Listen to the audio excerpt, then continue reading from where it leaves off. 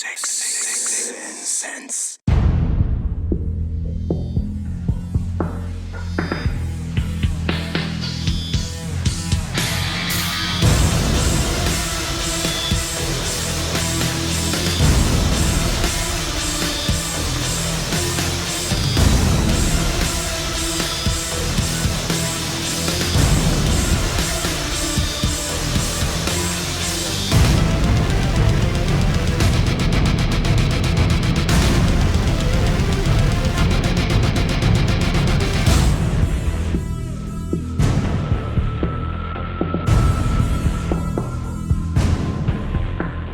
Nikki Sixx, it's Sixx Sense. Jin's with me. Pete Wentz, Fallout Boy.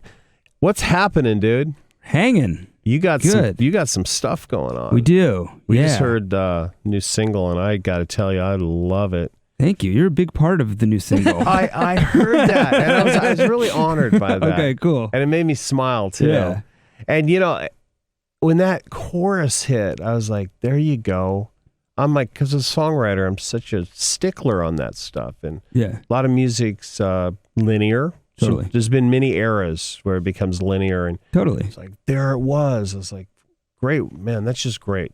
Thank you. It feels like right now there's like a two prongs you can take as far as like making new music, where you can go and make straight pop music, you know, or whatever. And like, there's plenty of people that are doing it, and it feels like, because we're like really in a populist era, or you can go and like make some like weird authentic stuff, which maybe isn't as mass, but it's gonna like go deeper with the people that it hits and lasts longer. And so that's and you know what I love about this song is it didn't sound like anybody else, and that's hard. You've been doing this a long time. Did Patrick sing the whole thing? Yeah. And it's real instruments on the whole thing. I have so, like, never the heard chorus, his voice do that. So the chorus is like real drums pitched super high, real What? guitars. Does he have any balls left? 'Cause No, that's no hot. balls. No balls. No balls.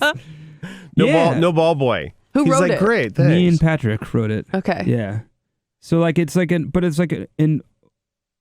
mean, like, we grew up on you know what I mean? rock And so music, yeah. and so that's what like a lot of it's like kind of talking about and kind of coming to terms with, like, you're an outsider, and then you find, like, for me it was like punk rock, you find this group of people, and like we're not all the same, but like we can fit in together. That common thing. I mean, I found that with punk rock as well, you know, in the 70s. Yeah.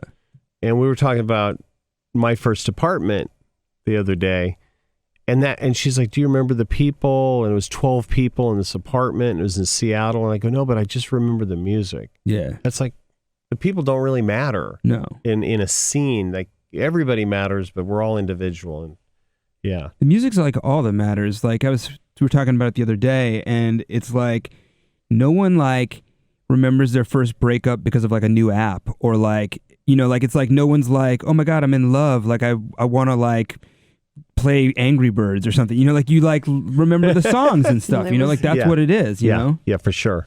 Bush Glycerine. I remember, like the back of my hand. Yeah. Yeah. Just in case you guys needed to know. Now you do. You guys have those like rock and punk rock roots, and everything's organic, and yet I hear so much creativity happening around the programming. Totally. And how does that work for you? Well, is that just part of you? Do you understand that world? Because the mashup's amazing. Thank you.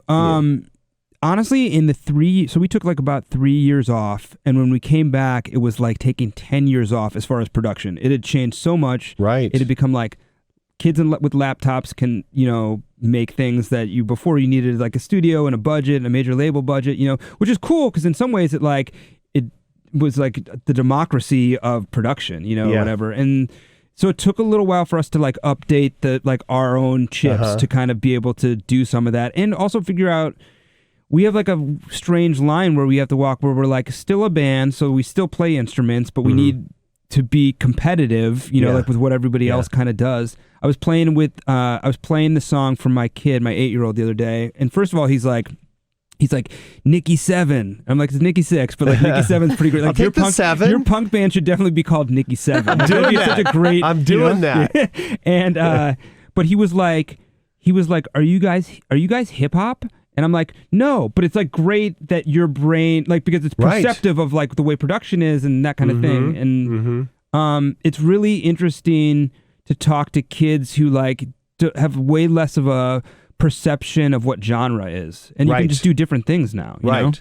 Yeah, I think that any band can take what they want off the shelf and go, I love that. That influences me. So I've got some punk rock and I've got some blues and I've got some electronic music, and let's like just see what happens. Or Totally. whatever it is. I love that. It's a great time. Totally. And to me, that's what like rock and roll always was. Like when you guys did it, like that stuff was like dangerous. You know, it's like scary and dangerous, and that's what it should be. So it should never become like some like total niche thing. It should be something that can adapt and be different things to different people. You know, It has to evolve and Yeah, always or also- evolve. yeah. The thing I don't like is when it becomes mundane and linear. And what I mean by mundane is like that thing that you hear and you go, oh, I like that because I've heard it so many times. Yeah. Like I remember like Jamie Foxx had a single out, and I was like, it just had every bell and whistle of every guy who had ever put a song out. And it was a great song. And he can actually really sing. It had the vocoder thing on it. Yeah. It just sounded so predictable. Yeah. And that's You what I knew what like it was about gonna that's be. what I like Oh, about thank your you. track Yeah. is it's got so many great elements, but it didn't sound predictable. I told you when that chorus hit, I was like, nice. Yeah, I mean, and the thing that's interesting to me, that's so interesting that you just brought that up, because there's been a couple songs that have come out, you know, recently, and it's not that I dislike them. I'm just kind of have like no opinion, you know, like because you're just like, Yeah.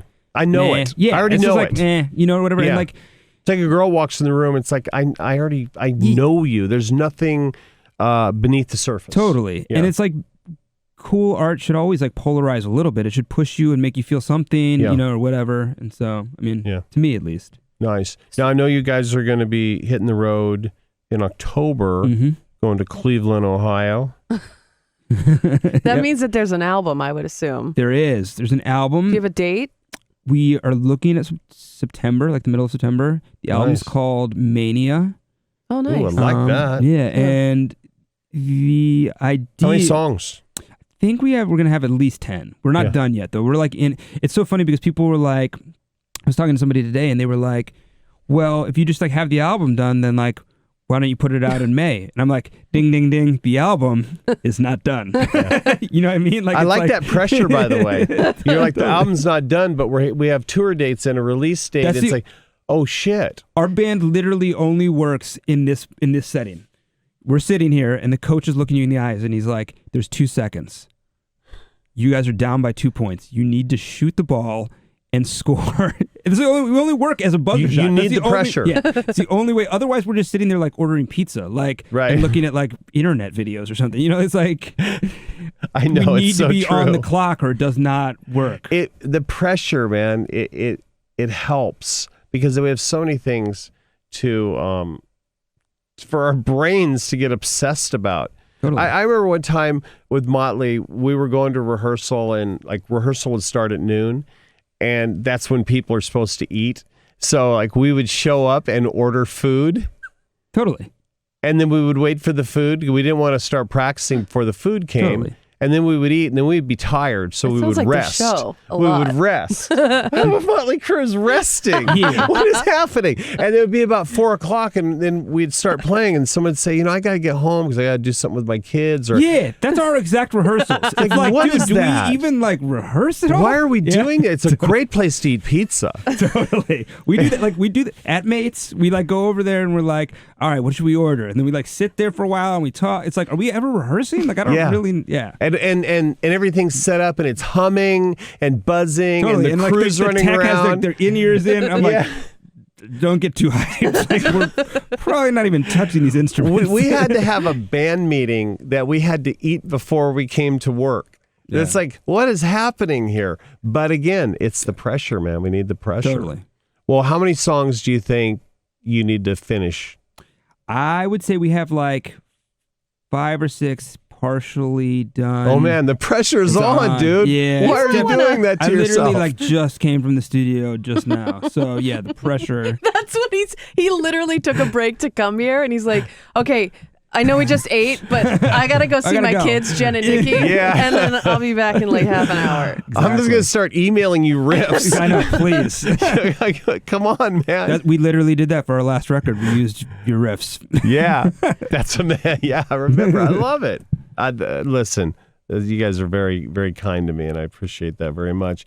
If you're finishing, talk to me about the feel of the album. Now, I got the single. Yeah. I get it. It's in my brain. It's in my heart. I understand it. What's the rest of the record like? I think that's probably the furthest like left of songs. So I played it 3 days ago for some friends, and like you can always gauge a reaction. I played the single, and she was like, "So does the whole album sound like this?" And I was like, "Whoa, no, or whatever." But like, like that's like what does that mean? It's like the nicest, most brutal way of saying. But it could mean two things. Is the whole album sound like this because I love it, or is the whole album sound like this because I hate it? Yeah. No. It was all in the delivery. I feel like the delivery was like, pump the brakes on this, but whatever. That's what you want anyway. Yeah. I think that more than anything with the album, so it's called Mania, and the idea of that is like you start with this like euphoric feeling. It starts euphoric, and then it flips, and it kind of feels like the culture a little bit, our world culture right now, like where it starts in euphoria and it starts like happy, and it like ends up weird and violent and strange, and so it's also, by the way, so we've, since our first real like major label record, we've done blue palette, red palette, blue palette, red palette for the color scheme for the records, and this is like this is the one that we're gonna do purple. Okay, so it's gonna be like a left turn a little bit, I think. Yeah. Hopefully. Fun. Yeah. Fun. So these last few songs could take some weird turns. Are you down to the end of them? No. Well, I mean, you haven't gone in order, have you? No. How we do it is we'll usually work on, like, we try to work on the singles, obviously, but then we'll work on songs until we get like kind of roadblocked, and then we'll switch and hopefully be able to come back to them. Yeah. And it's just also like so weird to do everything as a band, like, because it's like 4-person, like I'm like, well, it's like, seems like it might be easier for like a Diplo or a Drake or something, because it's just like, oh, that's my idea.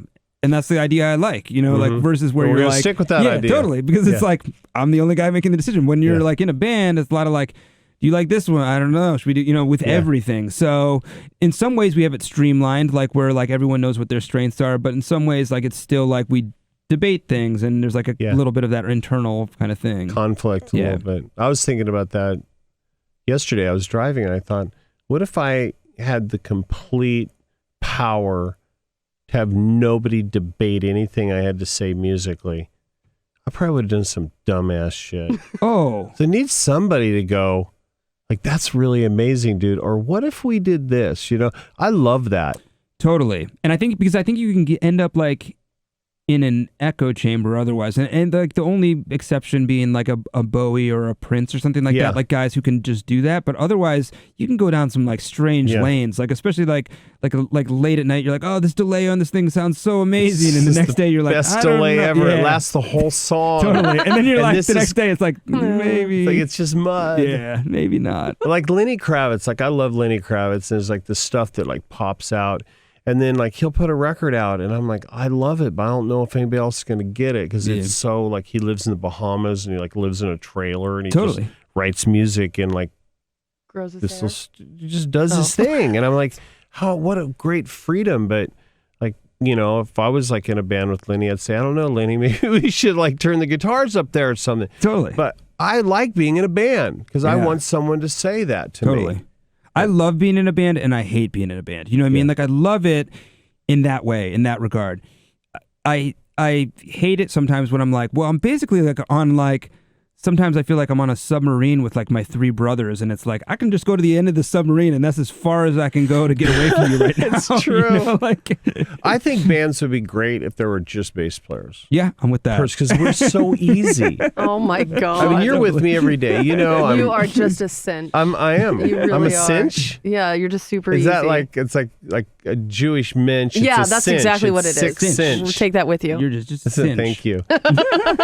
But listen, musicians musicians do have different demeanors. Like drummers, I think most drummers are like got all this crazy energy. Totally. Do you find Tom that? does. Yeah, our drummer is like basically Animal from the Muppets. Yeah, I think like the every vibe. drummer Yeah. kind of is, and we love them. But sometimes when they're in the submarine, it's like you need to ride on top of the submarine. Or Totally. something. You're getting the boat Totally. behind us. Yeah, and singers, they got their thing. But bass players, I think we are the most important member of the band. I'm with that. I think that, by the way, it takes something like an odd person to be like, I'm going to like sit down for an hour while we perform and I'm just going to keep time. It's like an odd personality trait. You know what I mean? Yeah. Like the drummer thing. It's Yeah. like, just like, well, so like you guys are all running around and like shooting off pyro and stuff. And I'm going to like sit here and like be the metronome for you. But the drummers always try to get their drum kits closer to the edge of the stage as the years go. Eventually, there's the conversation, maybe I should be in front and you guys should be in back. It's like, no. Totally. Let's just switch it up for a tour. Totally. So we know you guys are going on tour. It's not that long of a tour, so it's just the first leg, right? So we're going to do this, and then, we're doing Rock in Rio in September, and then we go and we do this US one, and then we'll probably just branch out and start doing, like overseas stuff. Do you have any idea who's going to go with you?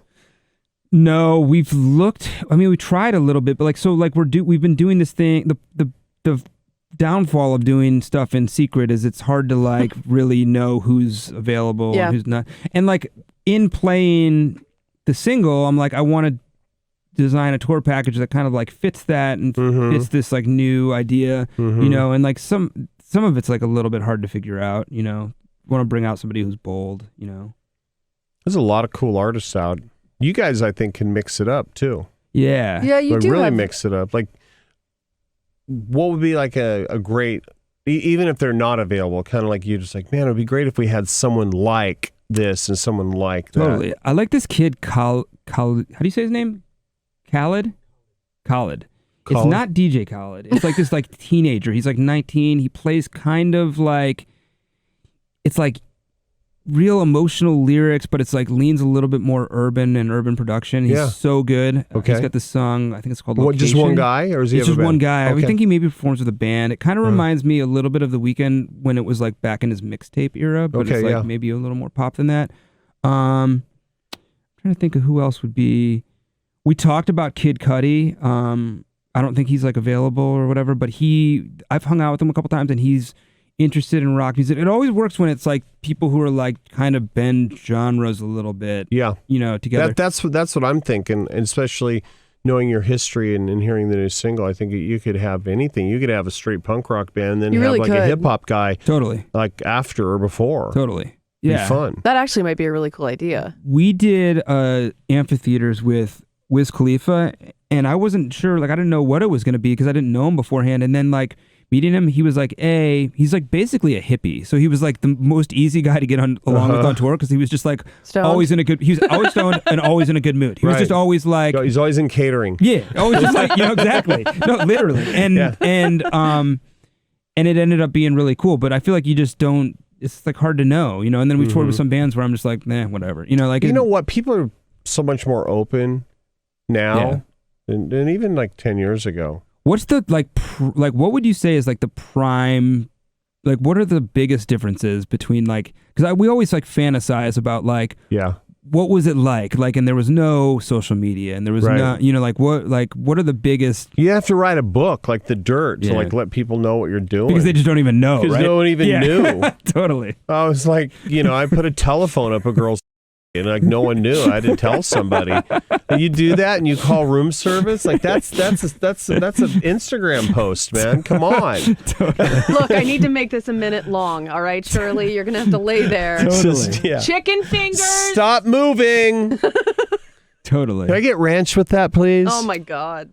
We talk about like though all the time, and I'd heard Bowie say something like this, that like if like Twitter and all that stuff had existed, he wouldn't have done some of the stuff he had done because it's like you have this instant feedback from people, and it's like it like puts out your creative fuel almost. Yeah, how do you like make the White Album? Well, like, with people who are like there is that. There's the idea of checking out too. Like I checked out for a while and I really enjoyed it. And then when I checked back in, I felt different about social media. Yeah. Like I just said, I can't do this anymore. I kept up with Instagram because I do photography and I love photos. Totally. I'm probably an over poster. I'll take picture of those Altoids and I think it's interesting. People are like, hey, it's Nikki Sixx and his Altoids. What happened to the girl with the phone in her? This guy's changed, man. Totally. He's weak. Totally. But yeah, I got into turning off the comments because I kind of didn't care. Yeah. So it's a whole thing. I enjoy it. What I love most about social media is I can find stuff that I love from any time on Earth. Like I was never a huge Elvis Presley fan. I mean, Elvis is Elvis, but I didn't know his music that much. I mean, I knew the hits, and Motley did a few of his songs over the years. And I started following him on Facebook. He's dead. Now I'm following him on Facebook. I started following dead guys like George Harrison, Roy Orbison. Does it ever pop up and go, today is George Harrison's birthday? Was George Harrison wished Elvis happy birthday one day. I'm like, this is so messed up. You guys are dead. Yeah, oh, I'm dead too. But and all of a sudden I got into it. I started getting some Elvis stuff, and I started getting into his guitar player. And started going back, and then some of the instruments and some of the vintage instruments. So that's what's great about it. Totally. Do you collect anything? I collect a lot of stuff, but like really weird stuff. Like I'm into like I think what is it, like some like the Ripken baseball card that says on it. You guys know what I'm talking about or no? It's like it's a Ripken baseball card that has like a baseball bat and it says, I don't know if I can say this. No, you can say whatever you want. Okay. So it says fuckface on it, but somehow they made the baseball card anyway. Right. Right. Like when I was a little kid, I always wanted it, but I didn't have any money to get it. So like it's like stuff like that, or like I got super into like the XFL, but like last year or like last month or whatever. And so like I want this, like there was this guy, so they let these guys put anything they wanted on their jerseys, and this guy put He Hate Me on his jersey, and it's like legend. He had like one legendary game, but like now He Hate Me jerseys are like $1,000. Like they're hard to find, but it's like weird pop culture stuff. I like that. love the internet because I'm obsessive. Totally. And I'd be like, I am looking for a blank. And my wife is like, you have to go to bed. You are looking for a 1963 Fender amp. Like you could do it tomorrow, Nikki. Totally. Oh, man. It's out there. But it's late, so I might buy it tonight. We'll buy it tonight. Yeah, like buy now happens later for me. PayPal like later, is the devil, man. Later at night, I'm like, buy now. I don't know. And then at 9 a.m, I'm like, wait, why would you do that? I went down the rabbit hole was bad for me for a while. And the eBay rabbit hole. I ended up with like a room full of taxidermy. I never even liked taxidermy. I put it on my walls. My friends would come over. This is such a cool room. And then like later, I was like, I got rid of it. Nobody wants your taxidermy. No, you can't have taxidermy. I have some deer heads if you guys want them for your tour. All right. Yeah. Be great on your bass amp. Yeah, that's actually kind of cool. Yeah, we could use Nikki's that. dead deer head. Yeah, I we like could it. use that. Yeah. I could bring that. He also It has its own road case. He has real human skulls, and he lost them. He doesn't know where they are in his house. I'm not proud of that. But I think it's something to really think about, because you might want to find those. They're in the garage. I'm sure they're in the garage under my kids' children's pictures. Something weird is going to happen in the future. Totally. Totally. So tell me like something else. Like what's the energy in the band right now? Like I think it's weird because it's like when we started the band, I don't know like how relatable this is, but when we started the band, we were like 1920, whatever. And then you do the band for a while, and especially if your band's like successful at all, like people are kind of like for a long time, I followed a backpack through the airport, like I was like, people were like, that's what he says so all the happy time. You said that. Yeah. But people are like, how do you get to the people are like, how do you get to the gate? I'm like, I don't know. I just follow the backpack. It's like, I don't have any idea how to do anything, whatever. And like, because you atrophy all these like regular human being skills, then like going to like the grocery store is like super cool or whatever. Cause you're like, I don't know. I'm at the grocery store. Like how much do avocados cost? I have no idea, or whatever. I love the grocery store. I had 4 baskets full of stuff. I came home, like I bought like, I don't know, 10 cereals. Totally. It's like, oh my God. Like those I bought the Cocoa Puffs are amazing. I forgot. So My good. wife's like, you can never go again. I spent like $900 at the grocery store. Totally. I bought what are those things where like artichokes? I bought artichokes and my girl was like, she was like, what are you planning to cook them? I was like, I don't know. They seem like they'd be like They're cool great. looking. Yeah, I know, like whatever. But Thinking it's of Fall Out Boy's album cover is like, like an artichoke. artichoke. I like it. And people are like, dude, that's so deep. Totally. But like the idea to me for us was like we had to figure out how to kind of do the band as like semi-adults, like when we took time off and then come back to it and like. Did you become parents at that we're time? parents, Yeah. except for one guy who's like, I think maybe won't ever be a parent, but he's like kind of our first child. Yeah. Yeah. But so we had to kind of like figure that out, and like respect each other as adults and how we've like changed and how some things have stayed the same and some dynamics have changed. Isn't it cool and like, to kind of know people so long that you can say, look at some of my faults and look at some of my strengths and how we learn to get through those together. Totally. That's what being in a band's about. It's like, it really is. I love being in a band. I'll look at these guys sometimes and I'm like, this guy's a dad. But I'm like, this is the guy that I like, we like dine and ditched at a Denny's in like Alabama when we were 20, or whatever it is. You know, like it's like. And we had the money to pay. We just did it and for just fun. left. Yeah, exactly. Yeah. So, I mean, the energy's pretty good. And I think that everybody's is in a good headspace. I think that it's interesting for where we're at right now where I'm like, I want to be a band that like can, like get songs on the radio, but we can also play like big shows and have fun, and I don't know.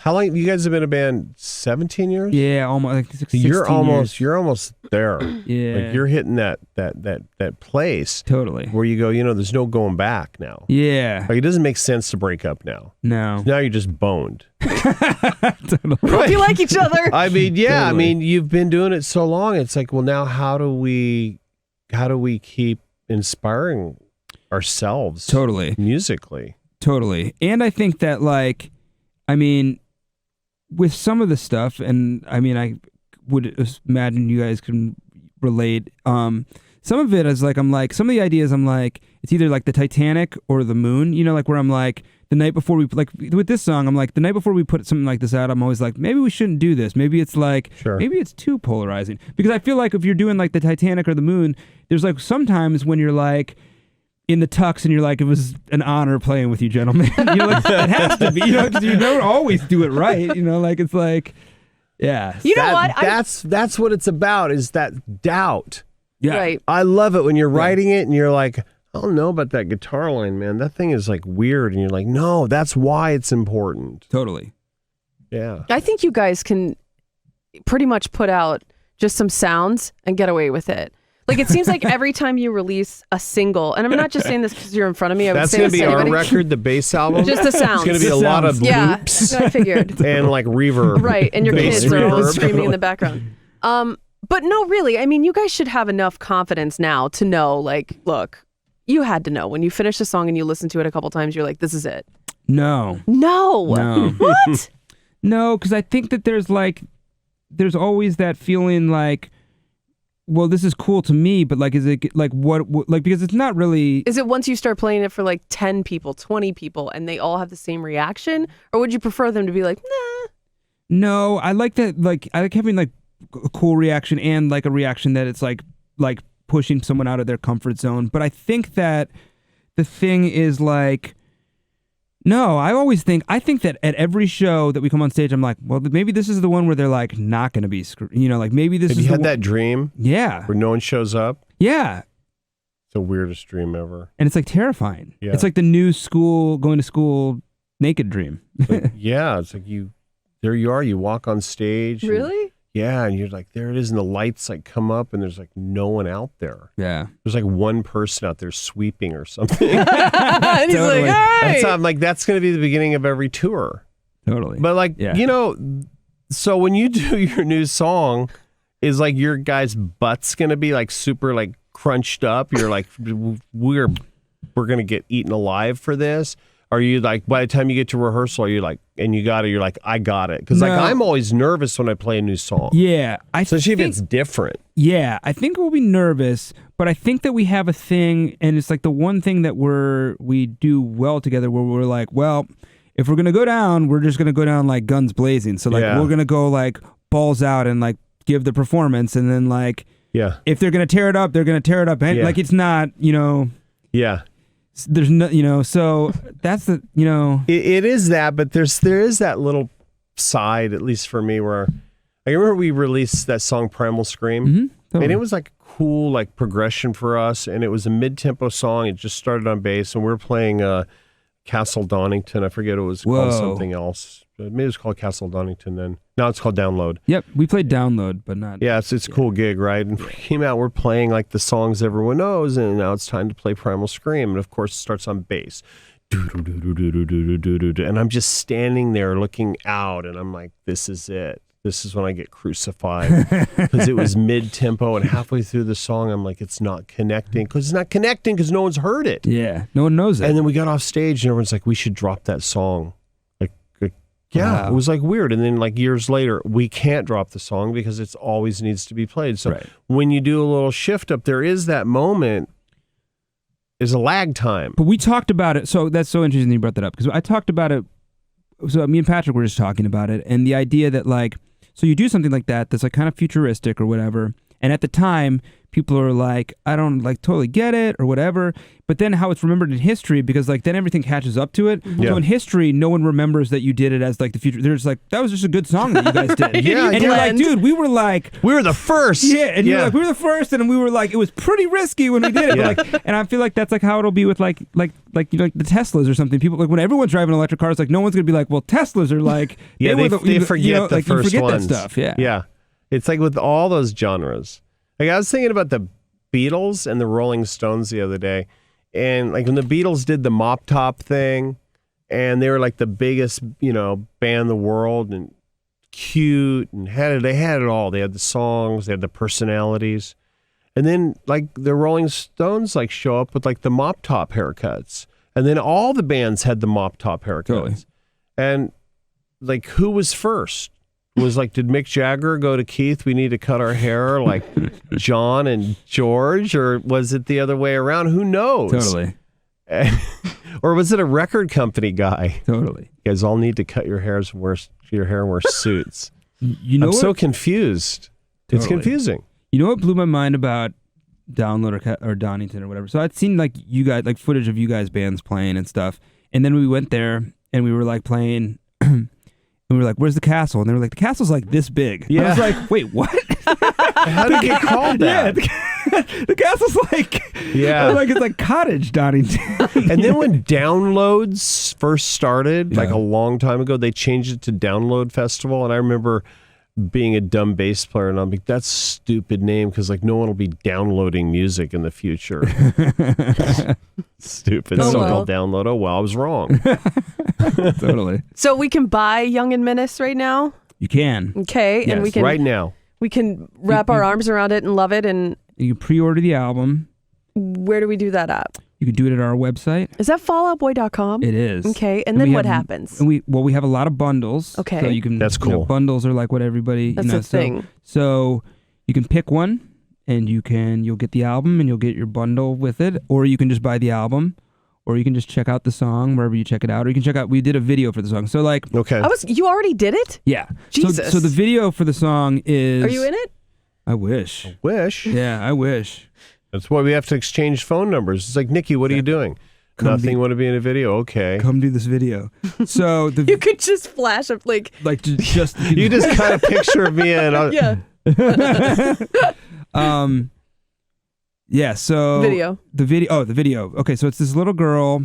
It opens with this little girl, and she's at the beach, and this ad washes up on the beach, magazine ad for like a family vacation.